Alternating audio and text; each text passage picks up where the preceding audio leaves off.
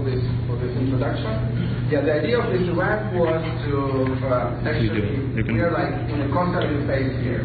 So there are several startups that are doing what they're doing, but the idea is to exchange, to help each other to sell, help each other to grow. And at the moment, we're not really knowing each other.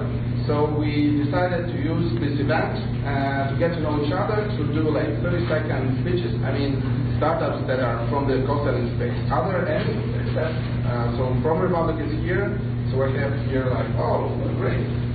Okay guys, so let's do like really short speech, like 30-second speech, and also tell about our challenges, main challenges, like one challenge we are facing now, and maybe if someone can help others with something, so tell it as well. Maybe I will start.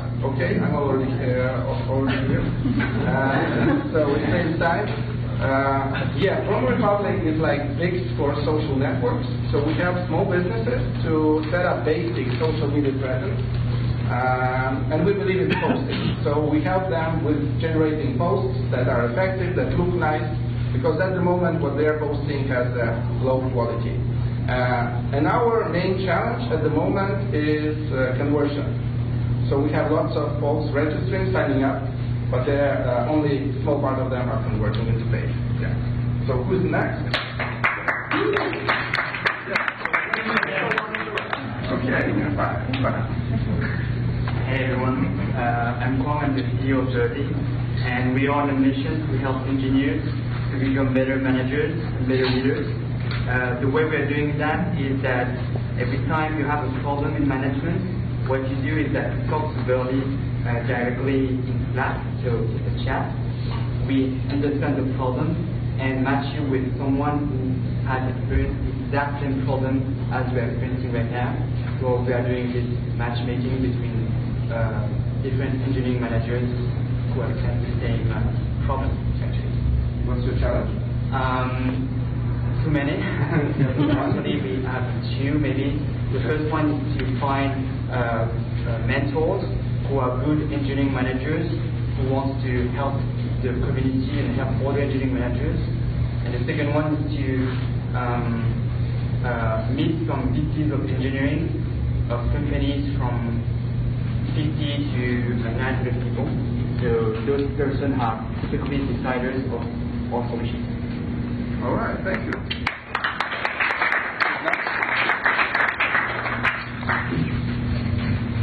Hey guys, my name is Tristan. I have a company called Gym Sales. We're a sales CRM that's specifically for the fitness industry. We've got over 2,000 gyms that use our product across 17 countries. We've really helped them with their sales process end to end. I guess the problem in that industry is that Salesforce is just way too complex, and a lot of the other industry-specific CRMs just don't cut it for people in sales teams. My challenge at the moment is we've grown to this level with basically zero marketing and branding and advertising. So I'm looking to build out that side of my team. Maybe a bit more around the content and inbound marketing, which we don't have too much experience with. Okay.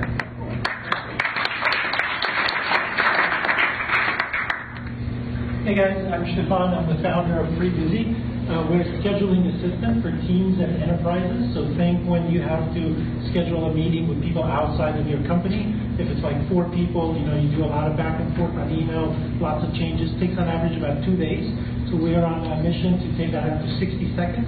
We make a cloud service, connects to everyone's calendar, overlaps everyone's availability, uses AI techniques to kind of give you context about time zones and other things, and brings it down to 60 seconds. And so our main challenge right now is retention. We're doing great on acquisition. On the retention side, it's just breaking habits. The habit of still going back to email and us creating, a hook, so people remember to use the tool once they're signed up to it. That's what we're working on right now.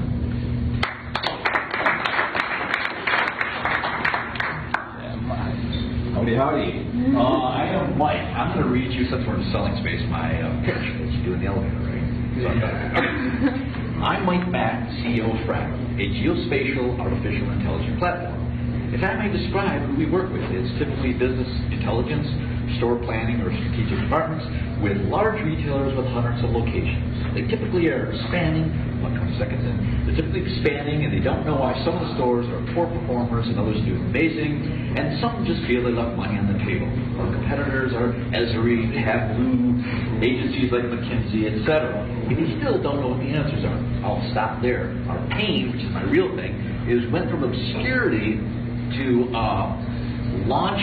You feel like you're in an airplane. You sit there and feel safe. Feels like somebody grabbed by the tube and threw me out the window.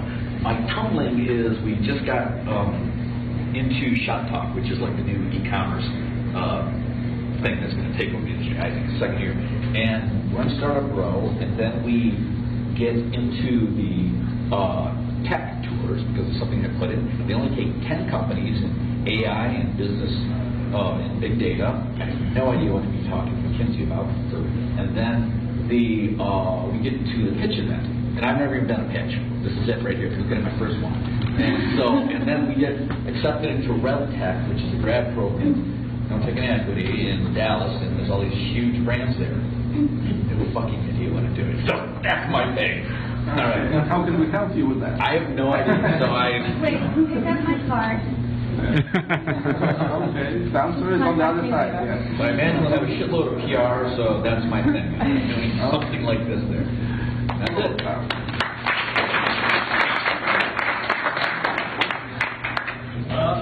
Any other? Okay. Hey, I'm Alex. I'm CEO and founder of Gifted, and we're giving to small and medium-sized businesses the rewards and loyalty tools that they're setting up on their websites, or like it's the tools for online retail. And we basically will help them to we increase the conversion for more than 17%. And we've got several hundreds of clients in our domestic markets in the Russian-speaking countries. And now our challenge is to attack the current market. And we're pretty much like we are looking for niches, and we found a really cool stuff. With just like yesterday, we launched a loyalty system and reward system for events on Eventbrite. So if any of you guys are selling the event on Eventbrite, we can actually reward your users, your purchasers of the tickets, with a point that they can then later redeem for the next purchases. Okay. So we're working on loyalty, and like now the main our challenge is like to find these niches, because I think that it's too broad and the market is very far from here, and there's a lot of noise. And just like to get from noise, like we need to be very like laser focused. Okay, thank you. Any other startups? Hey guys, my name is Matt Van I'm the CRO of Pipefy. We're a team productivity solution, so we allow you to take whatever your daily routine is, whether it's managing your sales pipeline, doing customer onboarding, could be software development, but we allow you to create a repeatable process. We integrate it with your stack, so if you're using a lot of different solutions, you can tie them all into our product, so you're just doing it all in one place. We also apply a certain aspect of learning to it, so if you have new people coming on board, they're not constantly coming to you with questions about your process. It's baked in there, rich content. Right now, our biggest challenge, I would say, is that we're just trying to deal with the aha moment, because it's kind of a broad solution, can be used in a lot of different aspects. People sign up for a trial, but they're not off to the races. So if you guys have a tool that can really show them how onboarding could be improved, something like that, I'd love to hear from you guys. Yeah, thank you. Hi all, I'm Tito Bort. I'm new to the CoSelling Space. This is actually my first day. I just signed up. I am with Alti Sales. We design, build, and scale sales teams. The most interesting part is the scaling. We work with bigger companies, and we help them lower their customer acquisition costs, increase retention rates, and get more applicants to their sales programs. And the way we do it is by setting up nearshore sales bootcamp. So we'll set up an office in Mexico, fly people down for 6 months, give them apartment space, scuba diving trips, give them a maid that cleans all their stuff. And the reason that works so well is because the cost of living is low. So we allow these companies to cut their sales costs by 50%, and we work with companies like Citrix and Chatmeter. Our biggest challenges right now is deciding how fast do we want to grow to like how well the Don't go very fast. no, that's not a good idea because we are more of a services company. Okay. So if you grow too fast, it's a big challenge, and then you grow fast and you die fast. Zenefits and Box are two examples of maybe growing too fast, even in the software space. So yeah.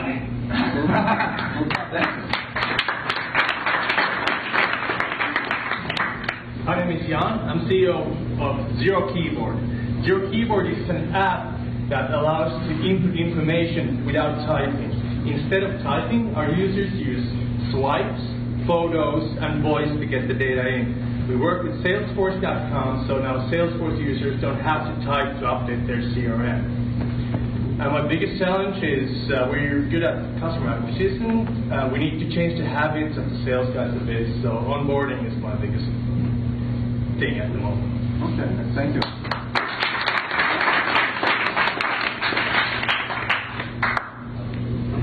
Everyone, my name is Oleg. We are Reply.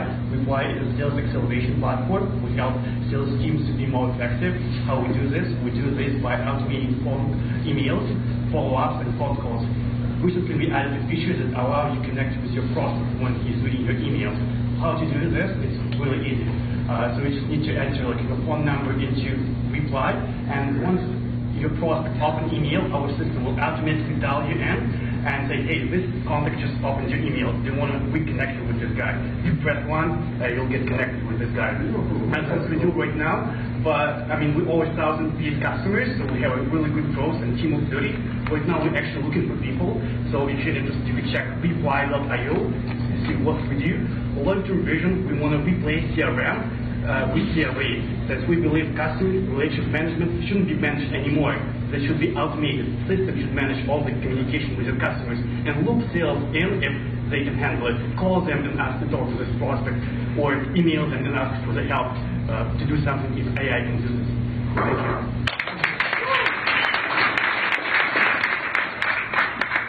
Hi guys, I'm Victor Levitin from Israel. I'm the CEO at Crazy Lister, one of the co-founders, avid reader of Jason's book.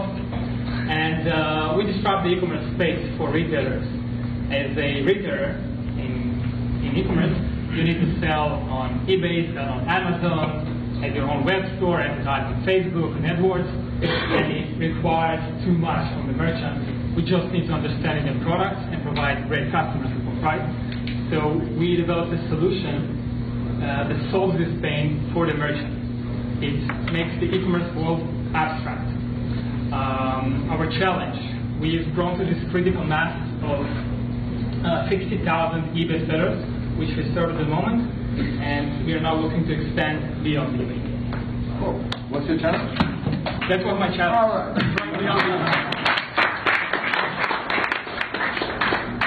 All right. Hi everyone, my name is Sung Cho. I'm CEO and founder of a service called SaaStr, which is a data visualization and data analytics platform for the music industry. So we bring the data from many different sources, public data, Facebook and Twitter, all these social media, as well as Spotify and Apple Music. We know what's happening with playlists. For example, when Spotify, which song, which artist is getting into which playlist every day. We provide this information to the artists, artist managers, and labels.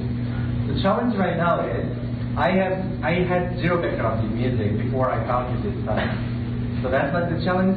And with that, it's getting harder. I feel like it's quite hard to persuade my future investors. I got seed funding from friends and family, but we need more funding, as you know, until we become profitable.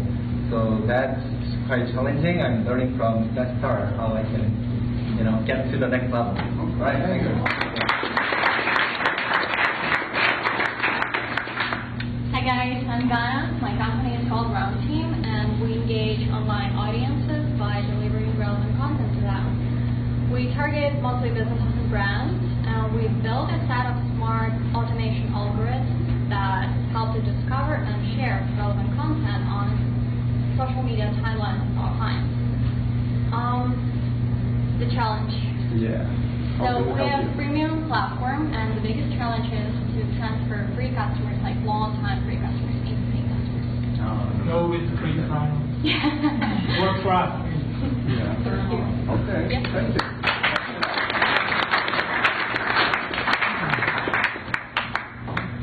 Hey guys, I'm Francis, founder of Magic-Voodoo. We're a lead scoring solution for B2B SaaS. And what we do differently from other lead scoring solutions is that we're API first, and the way we see lead scoring is not building a better GPS that tells you which are the better leads to go for, but rather building a self-driving car that will actually take the right action to be as relevant as possible in every single interaction with your customers.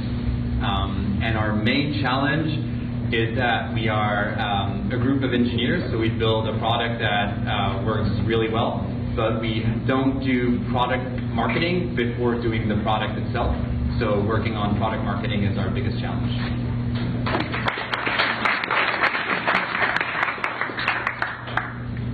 Hi everyone, my name's Jeff.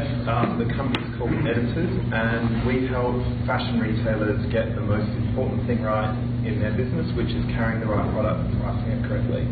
And that includes everything, like choosing what to buy, what's paying for it, how to discount it and trade the product. We're about 70 people headquartered in London. This is my first week, actually. I think my first official day tomorrow, James. I might be that other guy that's official day today. And we're building out, our biggest challenge is building out a sales team in San Francisco. We've got a small team in New York, a big team in London, and now we're kind of like trying to conquer this part of the market. But you're not originally from London. No, I'm Australian. Yeah. Well done. Yeah, yeah. She's also Australian. But yeah, that's the biggest challenge, is hiring.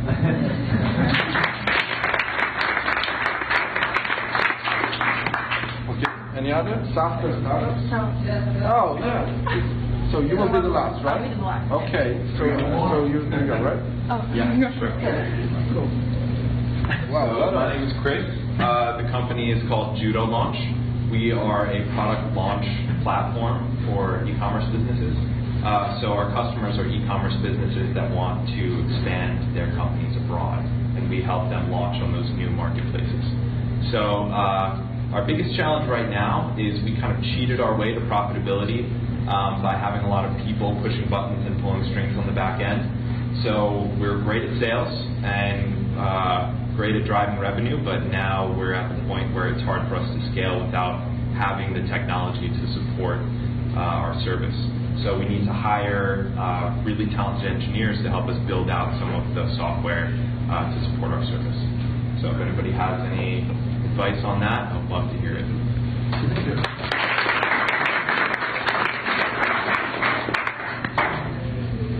Hi everyone, I'm Jess. That's my CEO right there, pushing me up here. But thanks Jess, bring it up. Everybody knows that hiring is one of the biggest struggles for growing companies. Everybody knows that referrals are the best source of hire. What a team will do for you is double your percentage of referral hires, double your percentage of diversity hires. We'll do that by letting your employees go ahead, often their connections from all their different social networks on the recruiting end, go ahead and source through it, and then just shoot a message on over to your employee. They can forward launch the contact for a 40% acceptance rate for first degree connection. If everybody you're hiring is white and male, how do you increase diversity? Sorry, if everybody we're hiring is white and male? Yeah. I'm not white and male. I realize that. My point is that if you're doing it from their own network, how do you increase the diversity if they don't have a diverse group of friends? Yeah, we really, that's the biggest misconception about referrals. It's a real thing. Is that if you ask someone for a referral, first thing they come up with are 3 or 4 people off the top of their head who are the most similar to them in their network. What we need to do is show people the 40 to 50 people who are accessible for each position. And within that, you'll find a lot of diverse people you're not thinking of because they're not similar to you. Okay. Yeah. So like we have Facebook Machine Learning as a customer of ours, and they're literally 25 white guys, and within their network, it expands to like GitHub, Facebook, now it's LinkedIn. There's 500 machine learning diverse engineers, meaning African American, Hispanic, and women. So we point that out to them. They make a referral and they get hired. So. Cool. What's the challenge? I think the challenge is finding out a way to scale properly. We had a huge month last month, 50K, and now we're just trying to bring in more and more people as many as we possibly can. Good stuff. Thank you.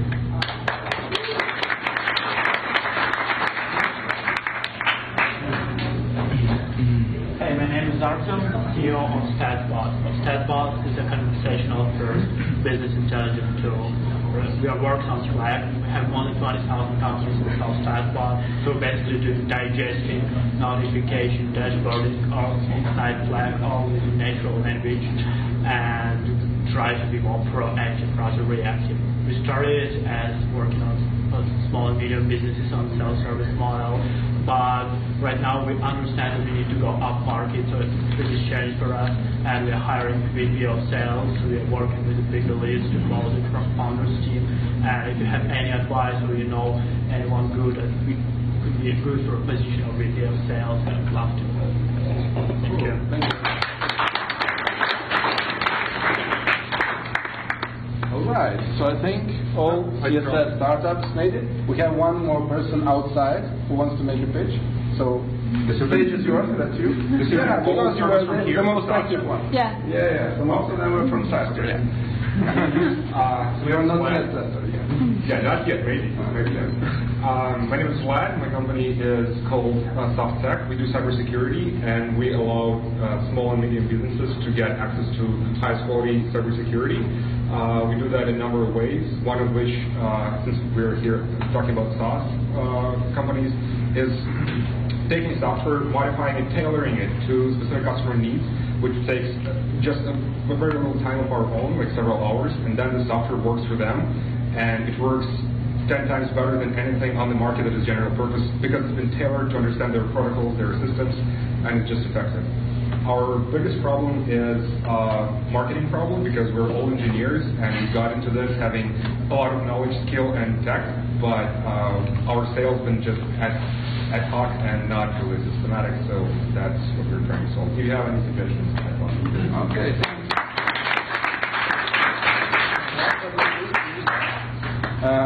Yeah, and we will make it a bit interactive, but you will tell the details. Sure. I'm Teresa, and I'm from Slido, over there. So Slido is an audience engagement platform, and we help event organizers and companies really maximize the impact of their events and meetings by crowdsourcing the best audience questions and addressing them, and also really capturing that data and priceless insights which otherwise would be lost. And actually, a bit more about the company. We're based in Slovakia, and I'm the representative here in San Francisco. We're with about 60 people. And biggest challenge, I guess really hiring talent, finding talent, and also moving. So we work with event organizers, but now we're also moving more to the corporate space, closing enterprise deals. It's really interesting. It's really interesting for us. So actually, enough talking, but I would like for you to actually try it. So we have a couple of questions for you. So if you pull out your phone and go to slido.com, instructions are here. Slido.com in your browser is nothing to download, very simple. And then it'll ask you for an event code, and it's SaaStr.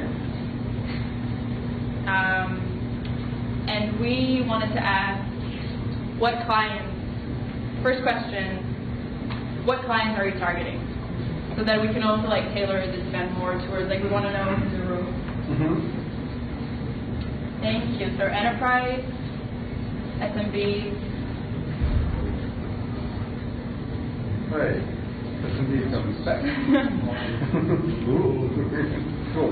So it looks like it's mostly enterprise clients. Alright.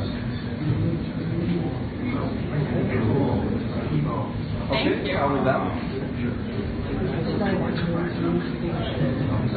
Yeah. Yeah, it was that. Cool, thank you so much. So I think this is fine. So enterprise.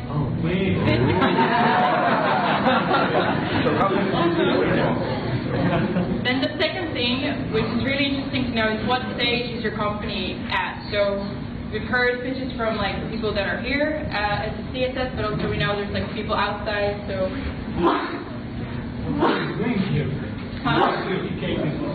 Sorry? Yeah, but I know. Helping. Okay, so less than 20K, 40%, and more than 150K. Okay, so pretty early stage, right? Pretty early stage, correct. Okay. Great, thanks. And the final question is, what are the 3 biggest challenges that you have right now? We should choose 3 of them, right? Yeah, you can choose 3. Okay. Maximum 3, unfortunately. I'm sure there's we could take all of them, but choose 3.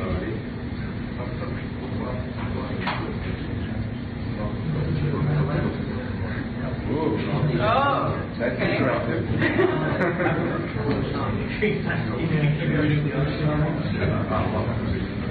Okay, so closing enterprise customers. Oh, poor enterprise customers. They'll get some attention from us. Right.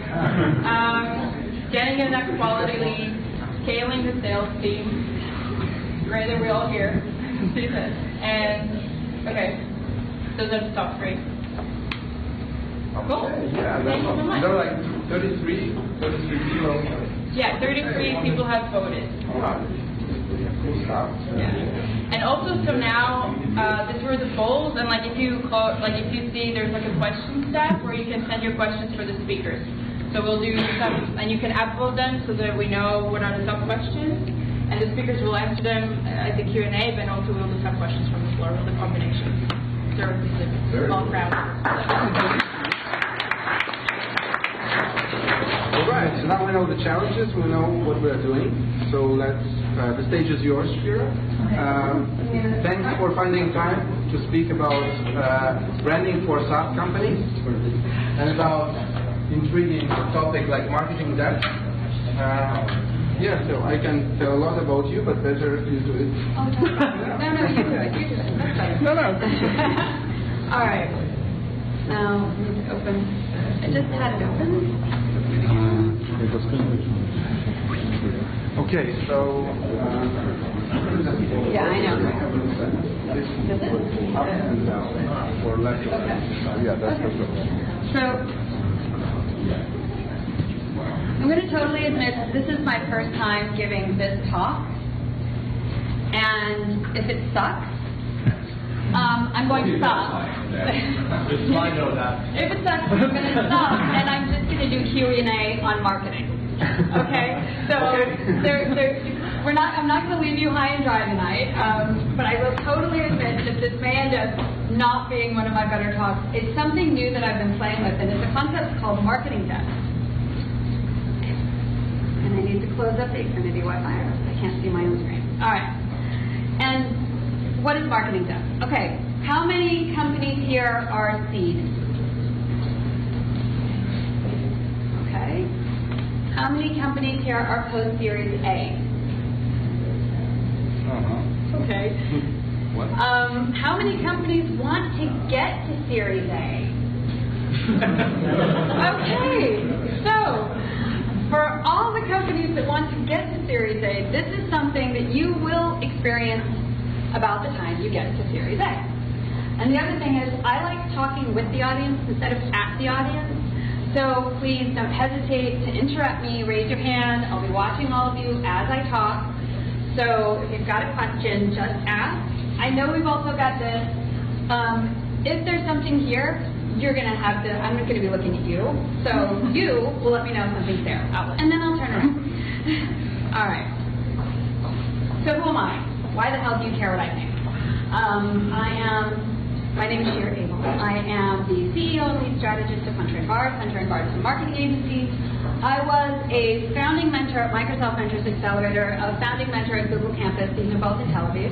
I was in Israel for 17 years, which is where I have most of my tech experience. I was a professor of marketing for startups at Tel Aviv Yaffa Academic College. And now I have a podcast called SaaS Insider, as well as the agency. I have worked with dozens, if not hundreds, of companies. The State Department has sent me over to Ukraine and Macedonia to teach and mentor startups in developing countries. I have been all over the place teaching and mentoring startups. It's something I really enjoy doing, and I've been doing it for a while. And I'm also a mentor at 500 startups. So, my agency, what do we do? Well, we develop mindshare. So it's a marketing and branding agency. We focus on SaaS companies, and primarily SaaS companies that aim for enterprise, but we also have clients that are aiming for SMBs, and we work on strategy, branding, design, messaging, positioning, content. We've worked with a few companies you may know, some you may not. Tango, Cloud Endure, Access, Sierra, Follows, Outbrain, eToro, Plaisant. AXA is one of the largest insurance companies in the world. Allianz is another one of the largest insurance companies in the world. So we've worked with a couple of big guys as well as a lot of small ones. So what is marketing done? Well, let's see. Oh, this did not turn out as it should. You know what? I'm just not even going to show this. What is marketing done? And that's what happens when you don't turn it into a PDF and send it like that, because Microsoft does not like Mac. All right. Anybody have an idea what marketing done is? I'll randomly guess that's what you've done. You point to your app. Kind of. Okay. Anybody hear of technical debt? Yeah. Okay. So marketing debt is like technical debt. Through your seed stage, you're completely focused on sales. All right? And especially if you're aiming for enterprise, you may be setting up your sales team. You may have AEs. You may even have SDRs and inside sales. And you're putting all of your money and your time on selling. And you're not putting your money and your time necessarily on, say, inbound or even proper outbound, just sales. Everything is about sales. Not even about sales enablement. And you're getting by, and you're growing. But it gets to a point where it stops. And you start to flounder. And you live. As a company, you start to do well, but then you get into what they call the wiggles of false hope. Hopefully this slide works. Yes, okay. So how many of you know this from Y Combinator? All right. So this is from Y Combinator. It is the startup curve, and let's say right around here you get your Series A, right? Well, you've been putting all of this focus on sales that you haven't been putting focus on sales enablement or marketing. You have marketing debt. You probably don't have your positioning down. You probably don't have your message down pat. Maybe you've been developing it a bit, but you haven't taken the time to really focus on it. Your brand is probably a mess. You've been hiring cheap designers from all these different places, and one does one design, and another one does another design, and then you've got a third over there, and it's kind of all over the place. So, brand has to be one of the things that you take a moment, you take a breather, and you start to think, well, where is your brand? Now, somebody defined, what's your definition of brand? No, nobody's going to, if you don't raise your hand, I'll pick on someone. Okay. The identity of the business itself, how it's perceived by the client. Okay. Somebody else? Yeah, what I have was association and environment and look at the logo. So. Okay. And who owns your brand? Yeah. Awareness of existence okay. in your target market. Yeah. So who owns your brand? Do you own your brand? The phone. Yes. Okay. Your brand is how you're perceived, and perception is reality. So, this could have a V8 souped up engine, and which one are you still going to trust more?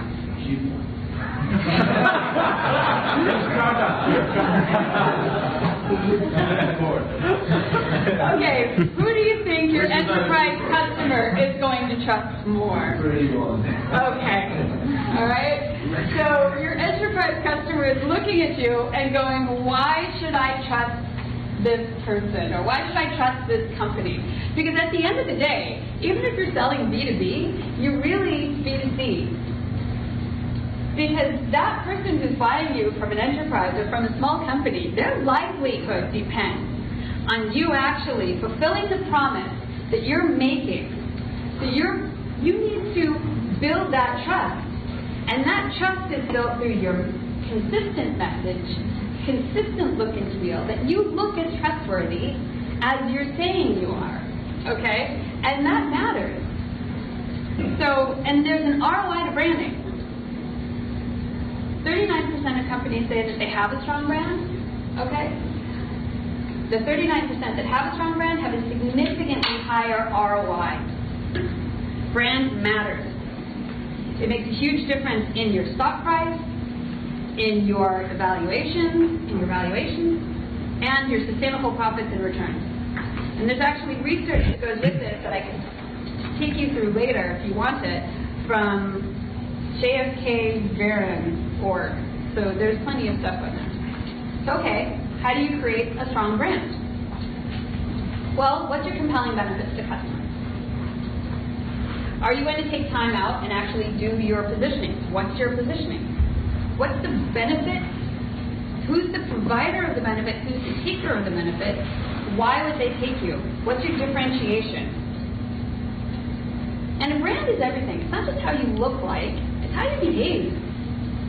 If you don't have your values figured out before Series B, and you start to ramp up really quickly, you can end up in a big hot mess later on. Can you think of a couple companies that may not have spent the time on their brand identity and how they're supposed to be treating people, and maybe right now the news is splashed with them all over the place because person after person is coming out saying they do not believe in what, you know, the company is not actually behaving in a way that they should to its own people? If you scale quickly and you don't have the foundation laid of your company, you'll start to crumble later. And I'm not going to name names, but I'm sure we could all name a couple at least of companies that haven't grown as smoothly. And yet, on the other hand, you've got a company like Slack, which seems to be growing really smoothly. And he's a repeat entrepreneur, and I'm sure that he's already gotten, you know, his foundation and values down. And so we spent that time to have a good idea of how to grow and how the people in his company are meant to be treated. At the end of the day, a brand is a promise made and kept. Okay, I'm losing people. I don't know whether I should simply switch it or you actually have to go. I kind of have to go. All right. So how do you figure out who your brand is? Well, what's your brand personality? Okay, who do you want to be? So if your brand was a human, who would they be? What actor would they be? If your competitions were people, okay, who would they be? And where are you in relation to them? So one of the companies that I work with is Follows, and their human is John Oliver. Because he's direct, no bullshit, he's clever, and he's really, really trustworthy, and he's effective. He gets things done. Okay, so that would be our celebrity spokesperson for one of my client companies. So who do you have there? Now, to find your positioning, a lot of companies look at where they're at and where they want to be, but that's not it. Your positioning is where you sit in your client's mind. Okay, so how are they thinking about you? None of this is about you. It's 100% about your customer. So if you're only thinking about what you want, you're not thinking about them.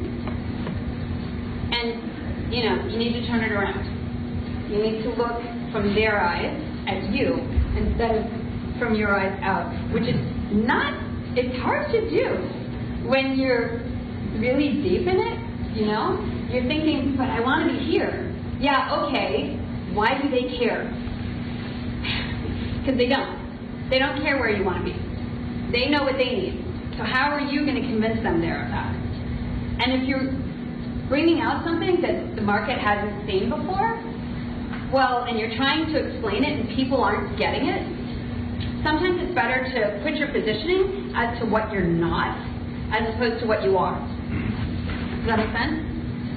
Yes? No? Yeah. Okay. And then, of course, you create personas.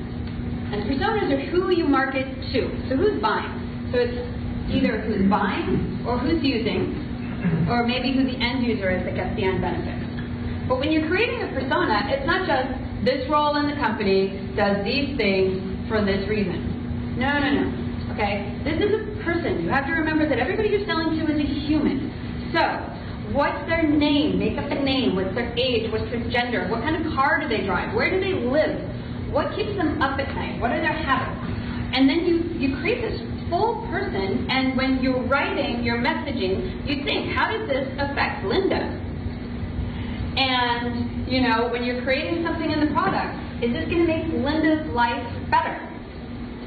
Who's your Linda? And that's what you do when you frame out your persona. What do they love about their work? Why would they use your product? Why would they use a competitor? And why would they churn? All things you need to consider. Yeah. I have a question. Yeah. And there's the same one on the screen. Okay. Awesome. In the context now. So we are like all startups, and we have limited resources. I mean, time and also money. Yeah. And brand is investment, both yes. time and money. So yes. what is the point where we should start? Well, that's why I'm saying post-Series A. You need to actually know, first of all, you need to know that you have a product that people are going to buy. You're not going to get the Series A without that, okay? But at the point that you know Series A is happening is when you take that very small break and say, okay, who are we and why are we here? And really get this down, because this is the basis of which you build your house.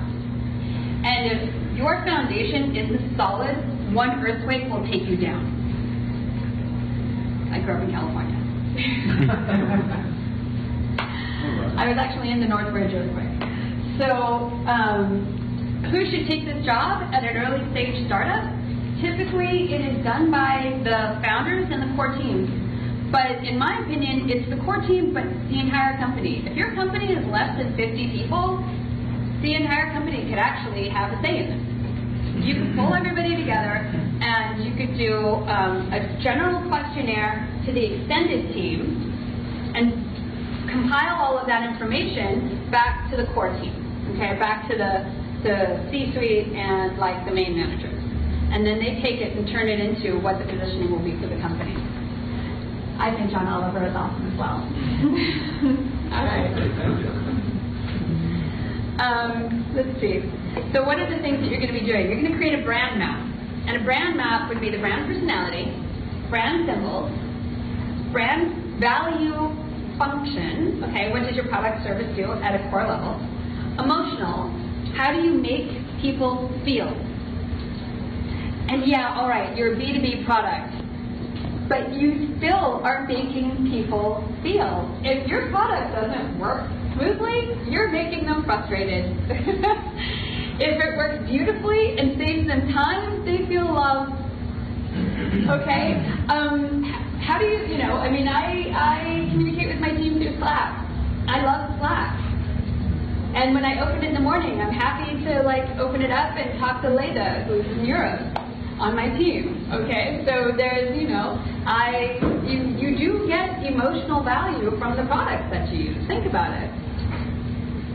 And then self. What does the user as an individual get from your brand? Okay, what's the brand promise that you want them to know and feel from what you're doing? How's your company going to be organized?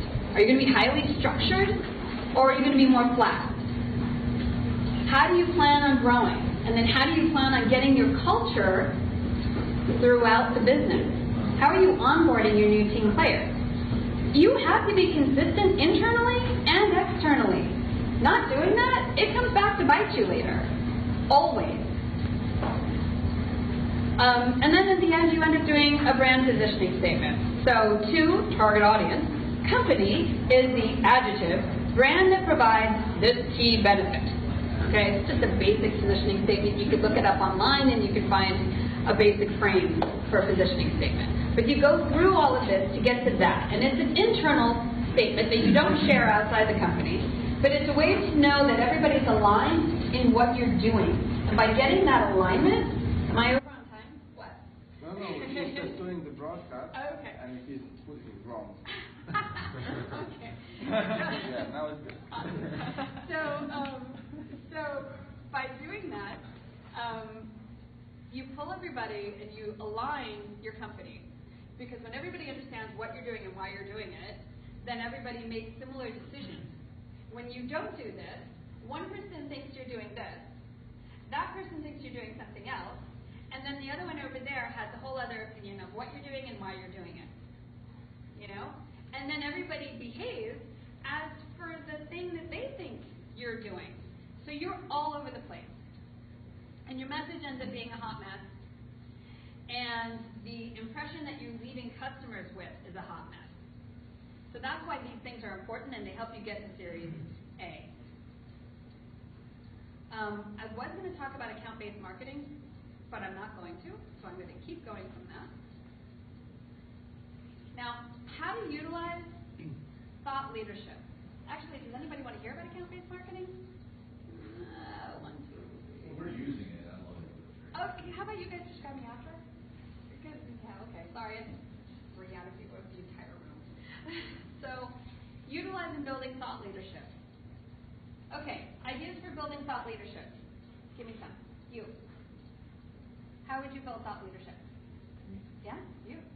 You never thought about thought leadership? What kind of company do you have?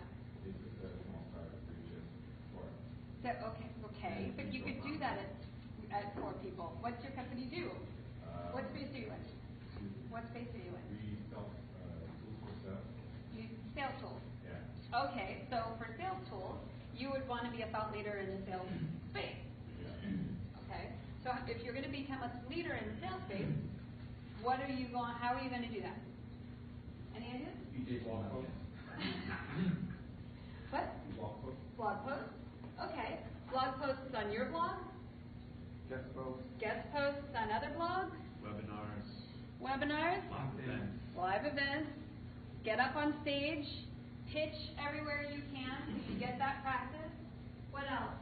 Product evangelist, some cool guy who talks about your product. Okay, you pitch them. You definitely want to make sure you pitch them. Come on. Organize your own conference with your target audience as an audience. Okay, start with Meetup. Organizing a conference, that's going to be further down the line, but yes, absolutely. Okay. And what we do, okay. we provide as much as possible value from our own journey. Like giving free value for free. Right. The blog. You share your own experience. Yes. Which provides value to your persona, yes. potential customers. Exactly. Then they come to stay. Awesome. In terms of corporate culture, you lead by example. Yes. And also PR. PR is great thought leadership. So, what is PR? Anyone? PR? Yeah. It's like defining what message do you want to bring to the public and find ways of doing it. Right? Yeah, it's earned media. And earned media means that you've got something out there that other people find interesting enough to listen to. And that's really at the core of thought leadership. Do you have an opinion? Is it interesting? Because you could say, yes, we're going to be a thought leader. And you're like, really boring stuff. You normally would use an expletive, but I'm not at 500 startups. So, you write really boring stuff, and nobody cares. Okay, you thought of something. That does not make you a leader. A thought leader is somebody who has a very passionate opinion and expresses this opinion, but it's an interesting opinion. It may be a completely different opinion. It may be a controversial opinion, but there's a strong opinion. Yeah. So all of the real thought leaders really it's owned, right? It's all owned media. Usually it's their space, really owned, right? Yeah. Jason Lundy is a great example. Yeah. So what's the bridge from owned to owned? Like, how do you go get some good PR? Like, how do you become an owner of a great, great brand? So for the thought leaders, it's people don't follow brands; they follow people, and that's with anything. That's why Comcast has Comcast Jason. And why all of these different companies have like individuals when they do their customer service. So for that, it's building up somebody inside of your organization and building them up as an individual and making them a customer evangelist. So they would be writing their own stuff. You could also build up quite frankly your CEO. That's what a lot of companies do. And they get ghostwriters to write, then the CEO goes on stage, does the tour, does all these different things, maybe writes a book.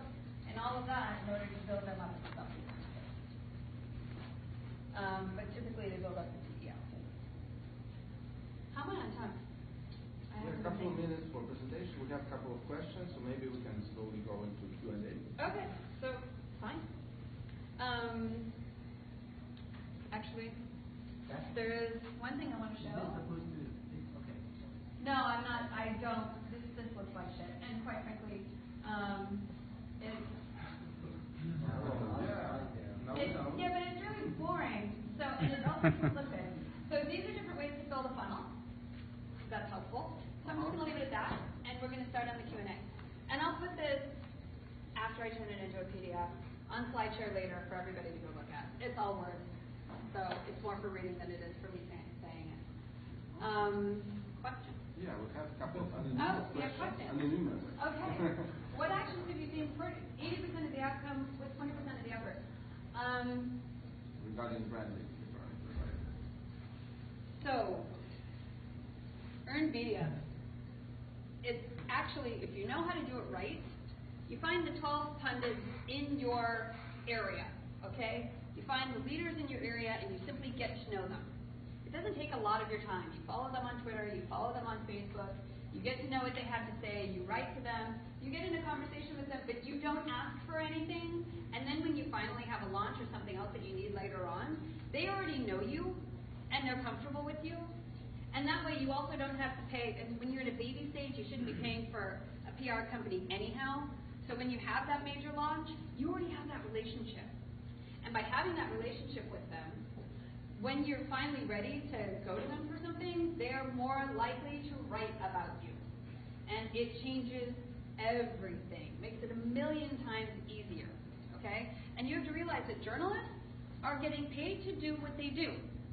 So you can go to them. You don't have to hire a PR agency. You hire the PR agency when you're too busy to do it yourself. You hire the PR agency when your ability to do PR because you're so busy is broken.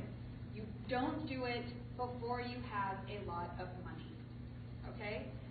Because it really is something that you could totally do on your own, and you do not need to spend mass amounts of time on it. It's a little bit of effort for a huge outcome. The other thing, when you do PR, you're going to see a spike, all right? Let's say you get mentioned in TechCrunch or VentureBeat or whatever, right? So you see a spike, and then expect it to just die, okay? It just goes like this.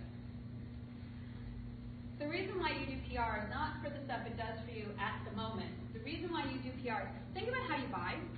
You don't just buy something the second you've heard about it. It takes a while for you to get to a minimum trust level. So with PR, somebody hears about it, they come to your site, okay, that's the spike, and then they disappear. But they're more likely to come back later because they've heard of you that one time. You need to hear about something 10 to 100 to 1,000 times before you get to that minimum trust level where you'll even consider buying. So without getting out there in the first place, people don't know that you exist and you do not exist. And that is the reason why PR works. It doesn't work for that first time. It's top of funnel, okay? It's only top of funnel. It's not going to bring them further in. It's certainly not going to make them convert, but it will bring in the awareness that you need in order to succeed. How do you test for different kinds of branding in order to overcome preconceptions as to what your ICP? Ideal customer profile. Ideal customer profile is and how they want to be interacted with. Explain your question? I mean, when you're talking about branding and having like a persona, how do you, you can do that up front. That's going to be based on a lot of preconceptions. Right. Well, everything is based on preconceptions because you know nothing at the beginning. Right. So how do you actually implement the framework of testing of different personas that will therefore have different kinds of branding to figure out which is the one that resonates the best with your actual ideal customer? Okay. So I'm assuming at this point the branding would be with messaging primarily because your look and feel you're not going to change so much once you've got that down. So for your messaging, it's a matter of, okay, example, years ago I launched this company called Loudly, and if you were in Israel at the time, you knew of it, but it's been gone forever now. So with them, we had this preconception that it would be college students who'd be interested in their product. So we aimed everything towards college students. Then we launched the product and found out from our analytics that it was actually young professionals. It was people between the ages of actually 22 and 30 who were using the product more than anybody else. So we started with our first conceptions, then we tested it, found the results, and adjusted. It's like anything else that you do in branding. Now, the look and feel wasn't so built out at that point, so it wasn't so hard to adjust. That really wasn't, it was more about changing the things that we had on the homepage of it and a bit of the imagery. And that's basically, I mean, it's test and adjust like almost everything. Does that answer it? You look like you're still concerned. I mean, that seems like a very serial kind of process where you do one, try it out, hopefully you're going to get enough strength in the signal to actually figure out that you need to do something different. Right. I was wondering if there's a way to parallelize your branding to actually figure out which of the A/B tests is actually taking up the most. Because we don't necessarily, like early stage, you don't necessarily have the luxury to be able to try one branding, actually get enough traffic and volume to figure out if that's picking up in the right manner or not. So, I have to think about that. I would say that okay, I can take one more question. Sorry, I'll get back to you on that one. Can I share some experience here? Yeah. One thing that works for us is every customer that gets in, we would ask him a question: what made you sign up with Crazy Lister? Then we look through the answers, and this way we over time we adapt our messaging according to the core reasons. But a lot of it is just adaptations. Yeah, it's just an ongoing It's an process. evolution. I honestly I can't think of any real way to do it that isn't an evolution, because you're also evolving as a product, and the company is evolving. You have a general idea, but you're not going to know until you see who's using your product the most. Like, okay, so right now I'm working with Promo Republic, okay, and we're looking at who's actually paying for their product, who's got the longest customer lifetime value, and we're aiming for those. So it's a matter of that, about seeing what you've got in your own analytics and then adjusting. And in the beginning, you're going to have a minimal viable brand anyhow. You don't go full throttle on day one when it comes to brand. You make it good enough. You don't go full throttle on brand until you're past A round. So maybe like our concrete example, like doing lead scoring, like the typical persona we would go for is the head of marketing. What we've found is that we actually have really high success with the VP of growth. Okay. But again, like we're selling to high-end B2B, so it's not like we have that much data. Like we don't have hundreds of customers pouring in every month where we can go and do the analytics. You're not going to. If you're doing an enterprise sell, that's not how it is. Right. Then you're no longer talking to the VP of growth because you're talking more about like problematics that are really specific to marketing and not to growth. And that's where you have the danger of essentially going too deep into one type of branding that's going to scare away people who have the potential of being your actual core users. And so that's why I was wondering if it's a matter of like setting up like two types of branding and seeing if like you have a blog post that works well with one place or the other. So for that, if you know that the VP of growth that buys you and you're in a smaller stage, you focus 100% on that VP of growth. And everything that you produce is for that VP of growth. And you don't start expanding out until your product is ready and until your team is ready. Because what you want to do is nail that one thing really, really, really well, better than anybody else, so that you can get to that stage where you're finally ready to talk to the CMO. You go upstage later. Does that make sense? Yeah, it doesn't sound like you really need the testing, it really sounds like you need the focus. As much as the CMO may be fun to go after. Don't do it yet. Go where your money is. We have so many questions, and we have so little time. We have to a thought leader? I'm not answering that. Yeah, so just, thank you very much for this speech, and for other questions, you can always speak with me afterwards.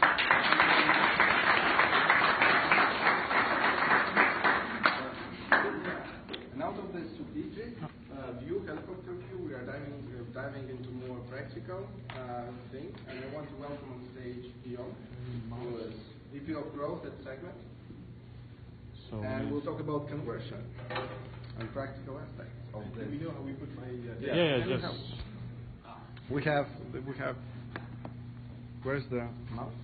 Oh, okay. So while we're looking for the mouse, I'll present myself.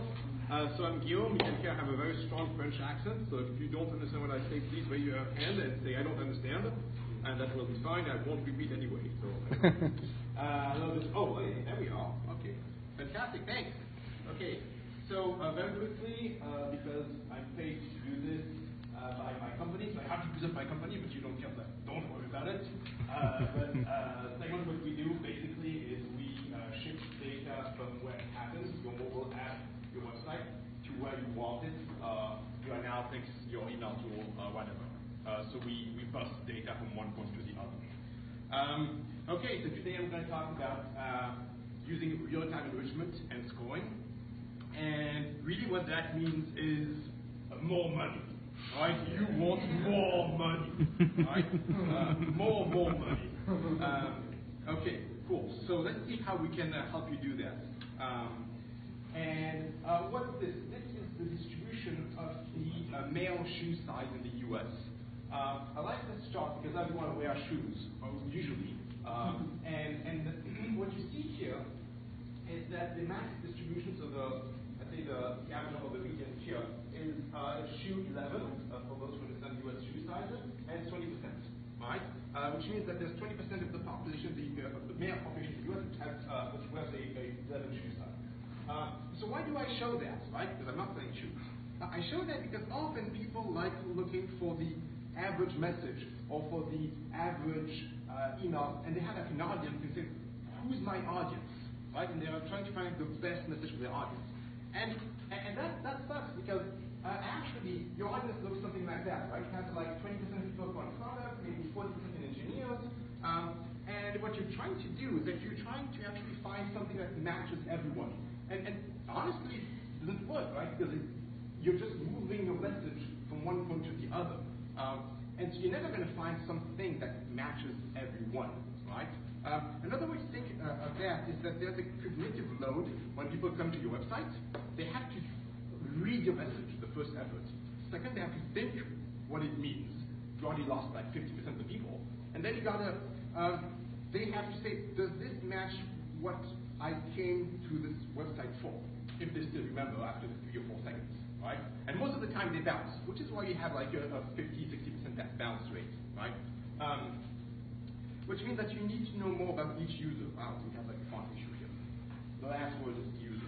You need to know more about each user. One way to do that is to get more data, right?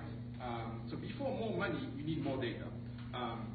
So one way to get more data that most of the large companies I talk to do that is they do asynchronous enrichment. What that means is that you take all of the people you acquired. I heard a lot of you guys have good acquisition, so you download that, put it on a spreadsheet, send it to a vendor, the vendor sends it back with more data, and you do analytics. And that's cool because you know more about your users, but how do you change their experience? How do you impact their experience 3 weeks after they came to your website? And the answer is that you don't, right? You can't really impact their experience. It's too late.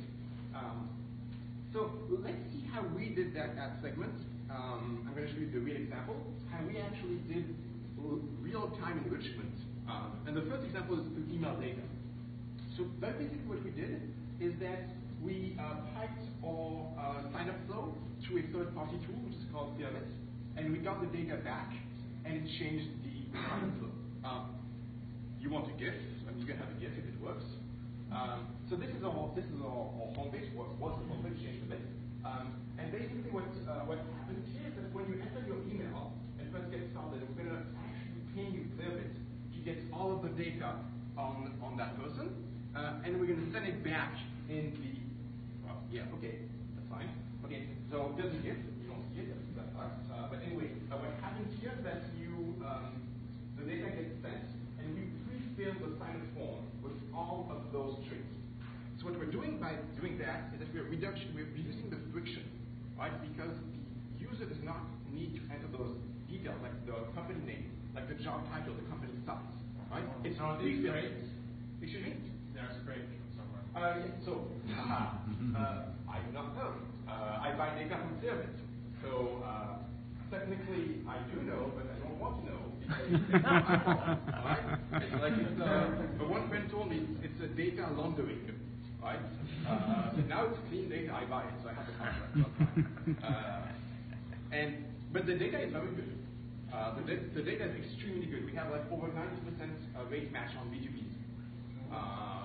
Accurate rate match. So that's really cool. So that's great. So what we did here is that we split the form between the home page and the sign-up page, right? And by doing that, it's actually there's a book you can read from Cialdini, the principle of commitment, which means that there's a very low effort first, and then it goes on automatically, the process continues. But by doing pre-filling, we actually reduce the effort, the cognitive load, because it's there already, right? The last thing is I still have 10% of people who have the wrong data, and because I show the field, the person can modify the field, and for each of the fields that are modified, I will decide to discard the whole data set. However, one of the biggest problems in B2B SaaS, and that's what I want to touch on today, is most of your visitors are shit, right? You have like 80% of your visitors who are worthless. And only 10 to 20% of your visitors are actually worthwhile talking to or selling to, right? So how do you know those? How do you know who are the good customers? And if you do know, what do you do about them, right? That's what I call hidden gems. So this is what we did. We actually pinged, once we did on the website, we pinged Clearbit, get the data from Clearbit. We actually send the data back to Matthew. And once we have that, we actually get a score, right? And that tells us if that customer, that visitor, is good or not for us. This is an idea of how the model works, and very simply, we get all those traits on company size, on market cap, on the technologies they have, on the industry that we use, and that informs us on how likely the company is to pay at the visitor level, but also do they match the customers that we already have, right? Are they very similar? So you're wondering, like, is it efficient? So that's the graph of efficiency here. You can see that this is the number of leads that we get, and the good and very good segment represents 16% of our leads, but represents 79 plus 7, so 80%, or 86% of total business. So we are able to reduce the number of people we want to talk to by 84%, and still keep 86% of the revenue. Right? So it's a very significant reduction in noise. So now the question is, what can you do when you have that reduction in noise? What kind of effort can you put on those customers? In our case, what we did is, since we identified in real time that the customer is valuable, we actually had this small inject in your sign-up form, this small question, which I encourage you to do, which is, do you want help getting started? Right? It's very simple, right? But what that does is it actually puts the customer on a flow where he or she will be contacted directly by a sales rep, saying, hey, you want help getting started? Let's talk. Right? And why do we do that? Because in all the past companies where I've worked, our main goal as marketers was actually to have a nurturing flow which pushed the people we wanted to talk to respond and say, yeah, sure, I'm raising my hand, I want to talk to sales. Right? And it's super hard, you have a bad conversion. Here we actually reversing the flow. What we're doing is that the customer himself or herself is saying to us, I want to talk. Right? And it seems very innocuous here. It is actually, of course, the conversion behind is almost 100%. Right? So 30% of the people select want help. 30% of people that we want to talk to select want help.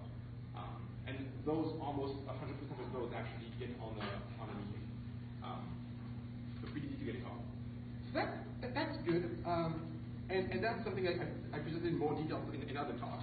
But the focus of today is, does a problem with what I presented, it's only 5% of the people get to your sign-up form.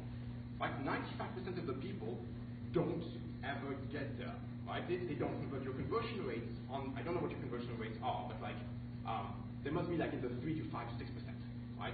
If you have a conversion rate in the 20%, please tell me and I'll invest. From what to what? Conversion rate as capturing the customer details details with the email, right? Going to a site in B2B SaaS that would be signed up, right? So that we lose, in most of the businesses I've seen, we lose 95% of the people, right? One way to think about it is this, right? We've just patched with this better sign-up form, we just patched the very small hole here, right? But we're losing all the rest of the leads. So what we thought is, well, there are actually some tools for that. Check it out. This is the actual segment data for yesterday. This is for the past days. We had 65,000 views. As you can see, we dropped the event conversion, event lead capture. We dropped 97.8% of the people. So 97.8% of the new visitors from yesterday did not convert. And all of those were paid for through like either like ads or like marketing teams doing some PR or something like that. So like it's a significant effort that's lost there, right? So how do we capture those people? So this is a new API from Third. It's called Reveal. What it does is that you send an IP address and it returns a domain, right? So you can de-anonymize anonymous traffic. And this is the actual data you get, right? So you get everything from like the company name to the technology tag here, the metrics in terms of SLA, how much they raised. So you start knowing a lot about your visitors. Anonymous visitors, you start knowing not who the individual is, but who the individual is working for. And again, that only works for B2B, right? The coverage is pretty good. We have like 40% coverage overall, but you get up to 80% coverage for the people who entrust us. This is extremely powerful. So now, once you have that, what do you do with that data? Of course, you can do analytics, right? You can do better than that. What we've done is that we've actually used the data to do smart outbound. This is what we've done. So we take the IP address, you get the domain. Once you have the domain, you can still use the same scoring model that tells us who to talk to that we use in our sign-up process, right? So you have that, and then you know, oh, I know who I need to talk to that bounced on my website. And you know the company. Of course you want to talk to them. So what you do is that you go back to another API prospector, and you say, hey, I want 3-4 marketers, I want 3 or 4 VPs within that company. Give me the email addresses. And now you start having email addresses of people from companies that bounce on your website. Of course, you can send emails, right? We at Segment are able to identify 1,000 domains per day, 500 of which are unique and net new, and 60 domains per day match our top 1%, right? That are bouncing. It's huge value. So to give you an idea, each of those actually, if you look just at the face value, our average contract value is like in the 30,000. So each of those, so you can do a quick math here, but we're talking hundreds of thousands of dollars lost per day. Potential, of course. So we discover the domain. As you can see here, we find the page listed, the company name. You can see the segment here, the very good match here. And you can see the count. How many people from those companies came within 24 hours? You can see here, Simple.com, there's 13 different people that came within 24 hours. Huge intent. What it means is that they shared all links on Slack, and they all visited. It means we need to talk to them right now. And then we go and we find people, right? So I can find that all those email addresses of all the people and all their jobs. They still don't know me. Now they will. This is the top of our email. You can see it's a very complex email, but basically what it does is it presents segments, but it merges in the email all the data we have on them. For example, here we actually name a referenceable customer in each industry. So when we know that the visitor is in defense or in banks, we're going to talk about let invest in that industry, right? Because it's going to create some social proof. This is the email actually, when it's generated. You can see here that we merge the technologies that we know they use on the website, because we scrape that, and then we merge the companies in that vertical.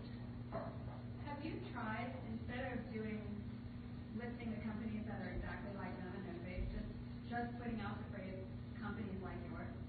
Yes, it doesn't work as well. well, because many people can do that. Many people actually do that in their outbound email. And here it feels like, what I was saying here is I was researching your website, and I saw you using, so I want my email to feel extremely personal. I want it to feel as if a human had written it. And so actually, the more personal data I can inject, the more it's going to feel personal, right? And so this is the first email, and this is the second email. And here's the trick here that I can share with you. This is another variation where I say that I know they visited me. So I use the creepy factor, right? I say, hey, I've been working on a small side project these past evenings, which supposedly identify customers visiting Segment's website. I don't know if it works or not, but it seems like they visited our webpage. Isn't that neat? Can you check out the result? All of this is a template. It's a fake forward, and here the date is calculated correctly, but all of this is the box here. All of this is one email template, and so it looks very personal because the email title is forward the customer bot, but actually this is completely automated. It looks very natural because that's how I would behave. If I actually had done that as a small script at night, I would forward it to a salesperson, right? This has great open rates. These are answers. Check it out. Answer to my email. Hey, I've definitely been looking into services like you. Give me a call at 669 or whatnot. Boom. What's the cost of this? Nothing. I'm not paying for ads. Right? I'm just sending a few emails. So it's basically if I'm paying for the API, but that's like marginal. So that means for email. An email is cool, but it's a huge friction because you're still forcing, there's a forcing function where you're forcing the visitor to leave your website and then read the email. And you're not even sure it's the same person, right? Because you're just finding people within the roles that you want at that company, right? So what can you do better than send an email? Well, you can engage with them directly on the website. But there's a problem. We talked about real time. The pipeline of data we have here works in minutes. So sure, we can send emails, but you can't really change the experience of the site. So you need to go faster. And that's what we did. The problem that we have with live chat is the champ de chiffre problem. You could power live chat for everyone, but you don't want to. And why is that? I've been trying live chat for the past 5 years, and I've failed for 4 years. Mostly because salespeople here in San Francisco are very expensive, right? We all are very expensive. Life is expensive here. And if you power live chat for the 80% of your visitors who are not valuable, you're losing expensive time, right? So you want to show live chat only for the visitors who are of high value, right? Which means that you need to be able to get the data on the visitor on the web page, enrich it, score it, and then power live chat in a few seconds. And that's what we did. We actually outputted that into a drift, and we inject also personal data in the chat. Unfortunately, I think the GIFs are not looking great. Sorry about that. Yeah, no problem. We converted it to PDF. Yeah. So basically, what you're not seeing here is that you can see we have some merge tags, and we are able to power live chat in a few seconds, about 3 to 4 seconds. For the 20% of visitors who are of high score, and we merge their company name in the chat. Right? Check out some answers here. So it says something like, "Hi, we have advice for sales commerce. Our scoring model shows blah blah blah would be a good fit to talk to a sales team. Do you want to talk?" And the answers are, "Sure, here's my email." The answer is like, "Hey, my email ID is," or "Just curious, how did you know I'm from WeWork?" Right? That's the kind of answers that we get, and yes, it's not what we are selling, but it's a conversation starter. It breaks the ice, right? Because they are just intrigued and interested, right? And all of those conversations are highly valuable, right? It's $10,000 per conversation for us. So, yes. Is this only going to work for you though? Because I mean, you guys do this creepy stuff, and you're known for this, and that's what people are looking for. Sure. So for some of these other companies, that can be. Yes. So it's a great question. You don't have to put the company name. You could use other tricks. You could use the industry. So often when I have like other people who are growth-minded who ask me how to adapt that, I say, sure, of course you can't really put the company name, or want to, but you could have a chat which is like super relevant. Like you could say, hey, we have advice. We are a great tool for people who work in finance. It kind of falls well, right? That's what people do. Yes, we can be a bit more creepy than most. Yeah, it's become the third source of opportunities for Segment in 1 month. Segment is a 136 people company, Series B, so it's significant for us. Still at almost no cost.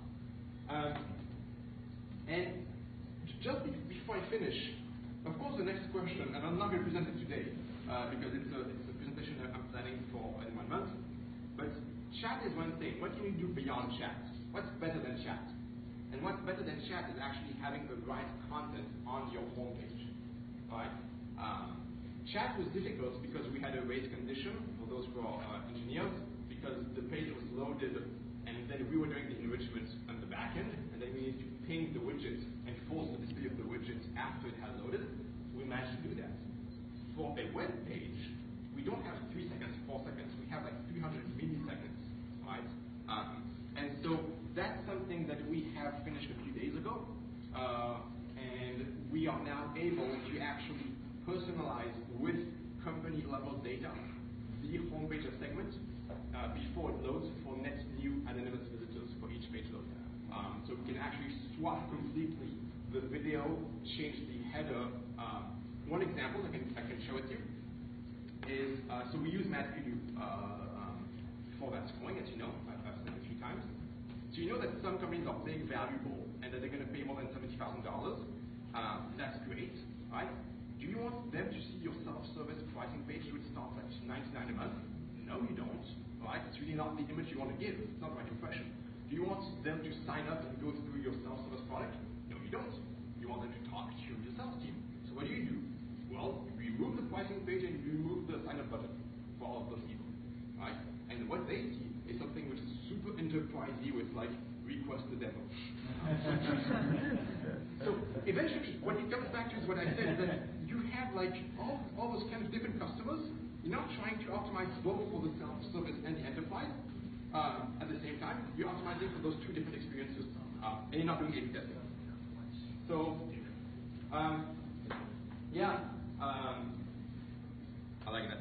So the closing thoughts, if I can find my thoughts, because I forgot my thoughts since I wrote them. Yes. So the closing thoughts are, you got to find the 10% of users that are highly valuable, and you got to give them the best experience ever, right? And the thing I want you to think about when we talk about creepiness and impersonating humans, what we do, and doing AI, is what happens when, not if, when you can no longer tell if the email was written by a human or by a robot. How would you feel about it? That's it. We'll take questions.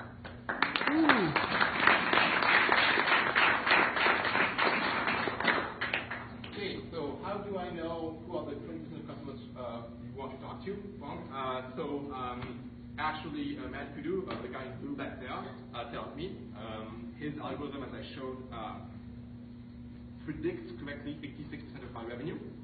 We've seen that over the past 9 to 10 months now, and the algorithm is super predictive. So we just send the company name as a company object from Service to MadPedu, and it returns a score. I don't do the algorithm, they do. How do they do it? It's a good question, but it's mostly for him. But the idea is that they have all of my past conversion data.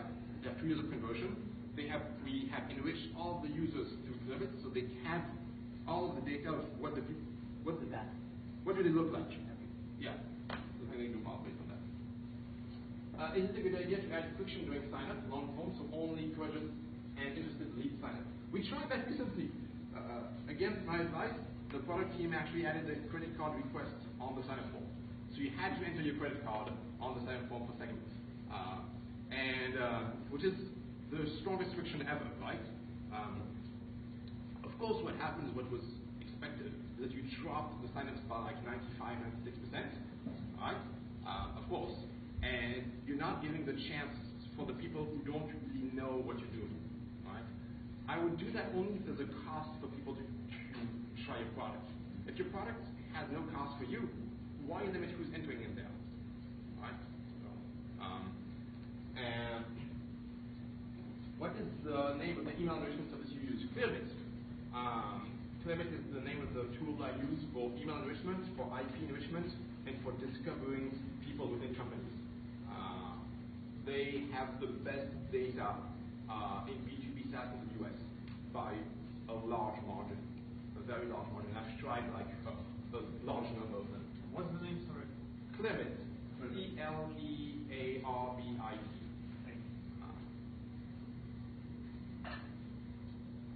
That's the thing. Any other questions here? Yes. So, have you considered, giving customers a chance, like those people who didn't sign up yet, for them to try? I don't know if this is like simple enough for them to try, but without signing up or giving email addresses, then they can try and see if it works, and then like that way you remove the friction. They try. Yes, I have done that once. At my past company, I worked at a mansion, the Brand Awareness app. We actually pre-created accounts for people who are launching on Product Hunt. Right. And then we would tweet to them with a screenshot of their account and a link so they could grab the account. So there was like zero effort, and there was the full face value. It worked really well. If you can create an account and show the value, then it works. They need to see that there's more value than they think. Yes? When can I have you on my podcast? Send me an email. Okay. Yeah. Is it possible to use it for like freemium products? It's possible what? To use this? Yeah, Segment. Segment. Segment is kind of, I think the pricing is free until 1,000 customers, unique customers on your site. So you have less than 1,000 unique customers, it's free, and after that you need to pay. I believe that's the latest pricing. Okay. I have actually a very technical question about turning IP into a company from which the person is coming from. Is it done by reverse lookup of who is the owner of the IP, and if the company is smaller than one that would have a segment? Very good question. So that was what was being done 5 years ago when I tried it. They were doing like some reverse lookup on the public registry. That has a very low match rate because it's only like Fortune 500. The match rate's like 6 or 8%. It sucks. Actually, recent companies like Clearbit and others, what they do is that they give Chrome extensions or Gmail extensions that run on Chrome, and that gives like value, like enrichment of like you have a sidebar to like know who the person you're talking to is, right? What that extension also does is it reads the signature that you're receiving and the emails and the IP. And so it actually matches the IP to the signature. That's how they get much better data, and they have a very good coverage, like, and the low end is like 20, 50 people. Of course, if it's a freelancer in Vancouver, it's not going to work, right? Because the chance that they have the extension is low. But like if there's like 20, 25 people in a SaaS company, yeah, sure. Yeah, someone has one extension. How do they build the decision tree which measures the value of customer on the slide? Whoa, decision tree is for the guy in blue. I'm not going to answer the decision tree question in his name. Where's this guy? Yeah, this guy here. He's a decision tree. Okay. Okay, yeah, great presentation, great questions. Thank you very much. Can we get the deck? Yeah, sure. Write me, I'll distribute. Okay, yeah. Write me if you want a deck at next@globalpublic.com. I will try to get it for you. Okay, we had a third speaker about corporate sales, about enterprise sales, but guess what he's doing now? He's doing corporate sales. So we move this presentation to our next SaaS Meetup. That will happen in a month. Amazing audience. Thanks very much for making it happen. That was the first meetup. I think it was a success. If you have any suggestions how to make it better, I know GIFs should work. I know like it should be better with the timing. Yeah, but guys, thanks for being part of it. We are going to get together for Q&A in an informal atmosphere there in the kitchen. Yeah, great thing that it happens. Yeah, thanks. Thank you.